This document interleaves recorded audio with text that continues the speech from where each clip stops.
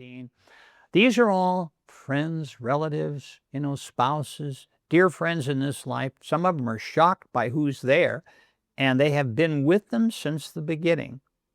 And it's kind of like, we hear of groups that are formed, say, for alcoholics in recovery. There's a certain integrity there that no new patients are added to the group once the group starts. It's that way in the spirit world. We don't have new souls coming in and out all the time. That group stays together. So sometimes it's a real revelation to the people sitting in your chair about just who's in their soul group. And there are other soul groups nearby, affiliated souls, that may play an important part in certain lives. There are reasons for that. We want to explore it. So from there, they typically go in front of a group of wise beings. There's all sorts of names for these beings.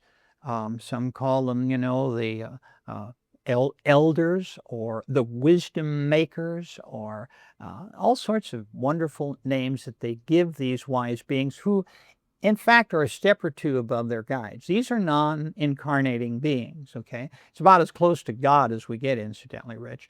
And there is usually a very interesting discourse that goes on. They ask questions, how did you do in your last life?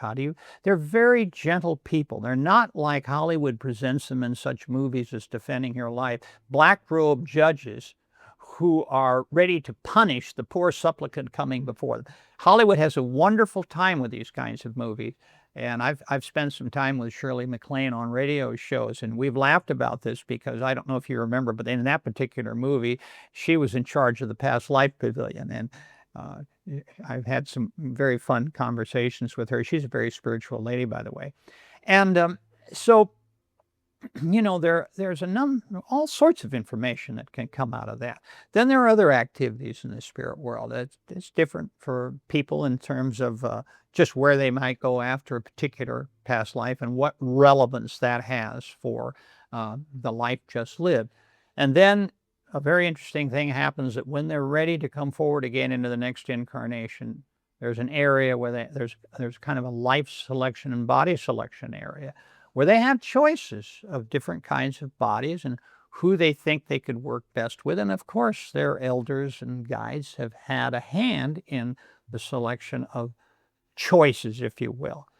And then they come forward into the next life. And it's a fascinating process, Rich. I think what's key to all this is that there's such order and discipline upstairs. And it's a very compassionate love relationship.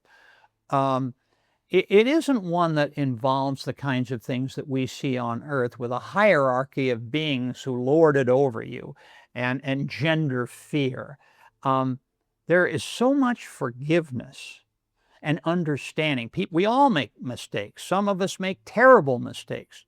And that's all forgiven once we cross over. And there's various ways in which they can help heal the soul that I explain in my books, but I don't need to go into here. But I just want you to know that what clients gain from all this when they wake up in your office after one of these long sessions is they just look and some of them are crying, some of them are laughing, some of them can't talk. And generally there's just this, wow, I can't believe it. And so then we work with them to, kind of process what's happened.